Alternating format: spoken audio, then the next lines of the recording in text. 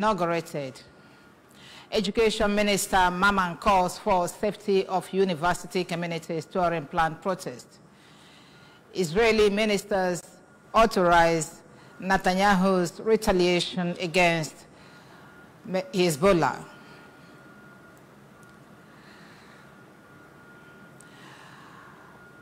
Governor Chukwuma Soludo has come for a total turnaround maintenance of Anambra State's economy and promotion of core Igbo values. Let's give him maximum support for the task ahead. A very good morning to you and welcome to our breakfast news this morning. My name is Ijoma Uche. To increase productivity in service to the state, the Anambra State Judiciary Ministry of Justice has organized the 2024 edition of Annual Training Session for Law Officers in its employ. Speaking on expeditious dispensation of justice under Governor Chukwuma Soludo while declaring the training opened, the Anambra State Attorney General and the Commissioner for Justice, Professor Sylvia Ifemeje, charged participants to be more committed to their jobs by taking measures that will help them in effective service to the state, urging them to put lessons of the day into practice to sharpen their legal skills in advocacy and stand out in legal practice. Judicial correspondent Joseph Ebocha now reports. Ifemeje noted that Governor Chukwuma Soludo has made laudable and unparalleled landmark achievements by working with the legislature and judiciary in promulgation of appropriate laws and expeditious dispensation of justice, evident in the governor signing 11 bills into law recently. While thanking the governor for fulfilling his manifesto promises in the justice sector, the commissioner noted that the Soludo administration has been consistent in its efforts to provide conducive environment for state councils to discharge their duties effectively, also evident in his approval of the renovation of 4 Ministry of Justice outstations. The government has also installed law pavilion in all the outstations of the ministry and the Ministry of Justice headquarters main library. In her remark, the Permanent Secretary supervising Ministry of Justice, Barrister Ndereka Onyekwelu, tasked the participants on teamwork and the need to avoid insubordination in order to achieve great heights in service to the state. Take pride in being a staff of Ministry of Justice. Take pride in yourself in being a law officer. Please, let us shun insubordination.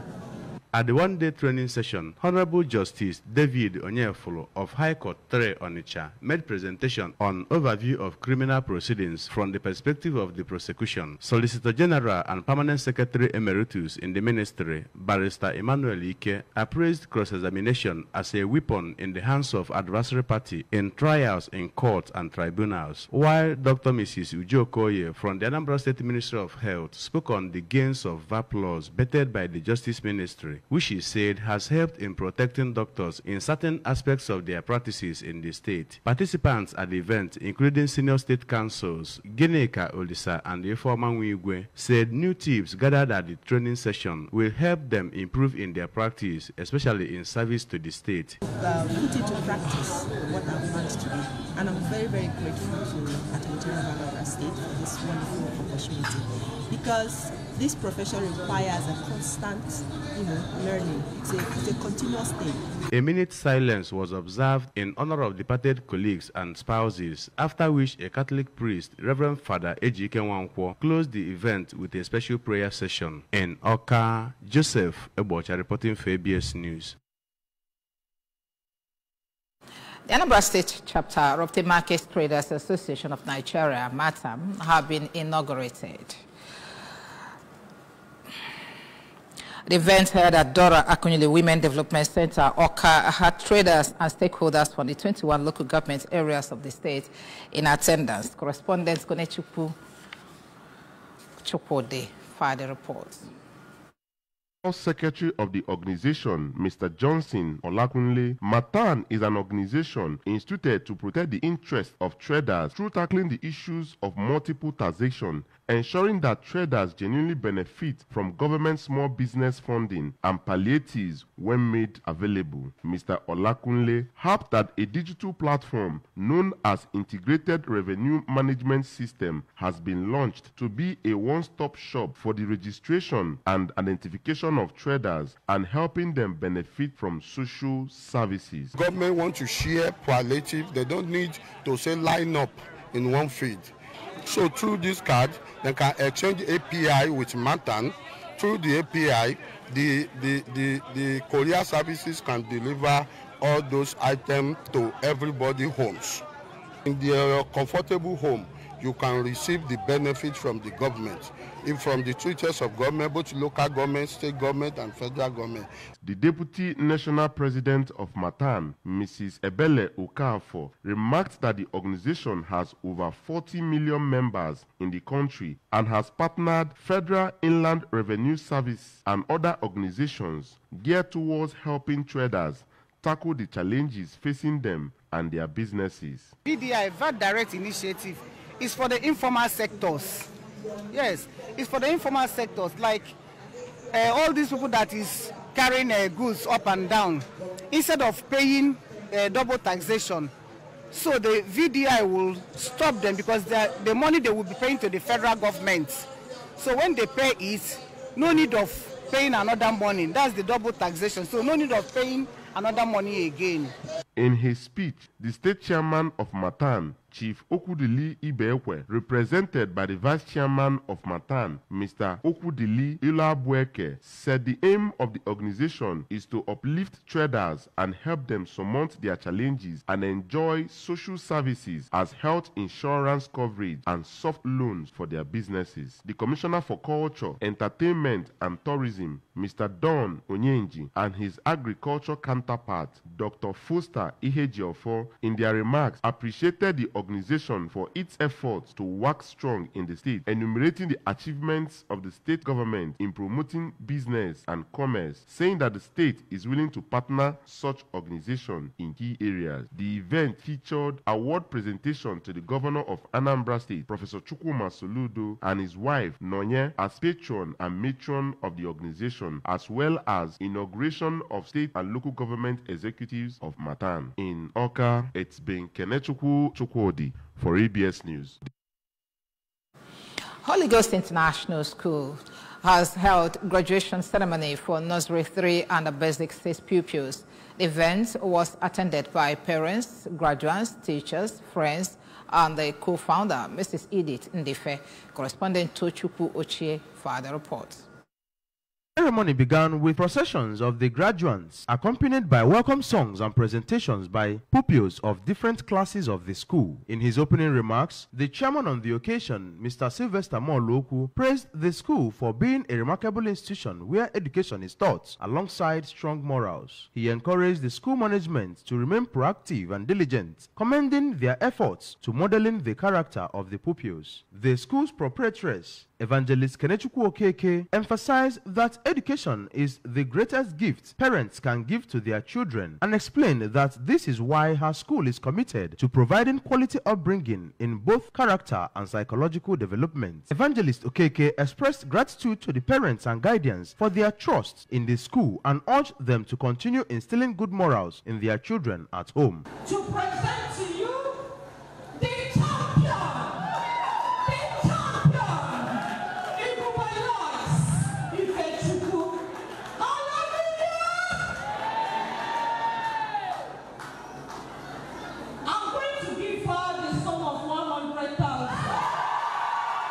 Speaking on behalf of the parents, Mrs. Pisonia Chiamogo lauded the school for their excellent performance academically and known for its focus on moral upbringing and ethical behavior, while calling on parents to support the school as it enhances their children's knowledge and development. The ceremony was enlivened by various activities including debates, mathematics competition, fashion parade, cultural dances, and the presentation of awards and recognitions. In Oka, this is Tochukwu Ochie reporting for ABS News.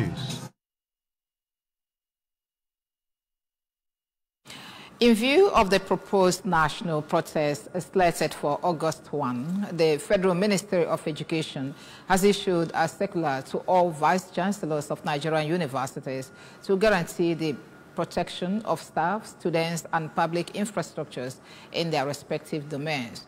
The circular issued through the National Universities Commission, NUC, and signed by the Acting Executive Secretary, Dr. Chris Meyaki, acknowledged the right to protest, but expressed fears about the potentials for violence. The circular, titled Urgent Arrangements for the Security and Safety of University Staff, Students, and the Property During the Proposed Nationwide Protest, emanated from the directive of the Minister of Education, Professor Tahir Maman. The circular stated that the federal government is not unaware of the rights of any Nigerian to peaceful protest, but is concerned about the safety of staff, students, and university property should there be any protest action. In addition, vice chancellors are to issue specific statements to assure staff and the students of their safety. It is advised that students to remain on campus to focus on their academic pursuits so as to avoid exposure to any potential danger during the planned protest. Israeli Security Cabinet has authorized Prime Minister Benjamin Netanyahu and his defense minister to decide when and how to retaliate for a deadly rocket attack Israeli and the USA was carried out by the Lebanese Shia militant group Hezbollah. Ministers met in emergency session in the wake of the strike on the Israeli-occupied Golan Heights, which killed 12 children and the teenagers from the Druze community. Hezbollah has denied responsibility anyway. It was the deadliest cross-border incident in months of exchanges of fire between the two sides. The attack has heightened fears that what has been relatively contained hostilities so far could spiral into all-out war. According to the report, Western governments are urging Israel to show restraints in its response. Mr. Netanyahu, who cut short a visit to the U.S. following the strike, went to the scene of the attack in the Druze town of Hijaz Shams on Monday.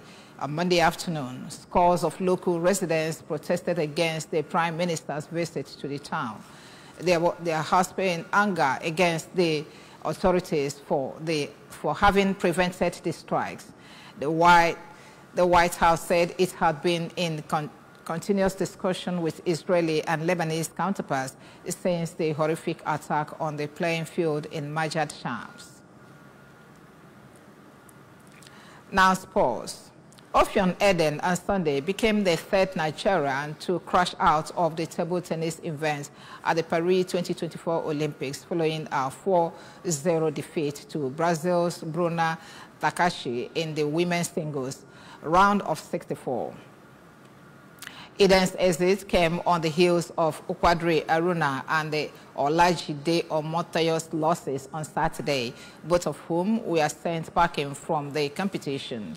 While Aruna and Omotayo managed to clinch at least one set in their encounters, Takahashi proved too formidable for Eden, securing a straight set victory 11-8, 11-4, 13-11, 12-10.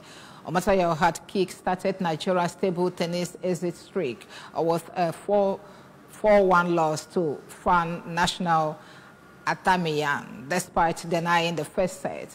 Aruna's ouster was even more dramatic as he squandered a 3-0 hand encounter at 4-3 defeat of the hands of the 19-year-old Benjamin Edward Sonescu.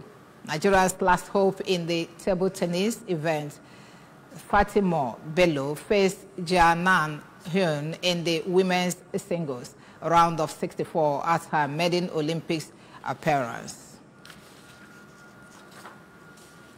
And that's our breakfast this morning. And just before we go, remember you can follow news and programs on our ABS from any part of the world by liking our Facebook page.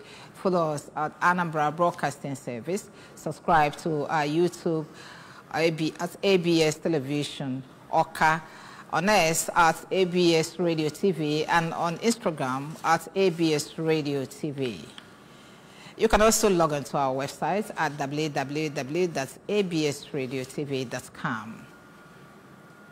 Main points again as we conclude this news broadcast. Anambra State Ministry of Justice has trained its law officers in Awka. Market Traders Association Anambra State chapter has been inaugurated. Education Minister Maman has called for safety of university communities during planned protest. And finally, Israeli ministers have authorized Netanyahu's retaliation against Hezbollah. And that's the news. And just before we go, remember that Governor Chukwuma Soludo has come for a total turnaround maintenance of the Anambra State economy and the promotion of core Igbo values. Let's give him maximum support for the task ahead. And that's the news this morning. Thank you very much for joining.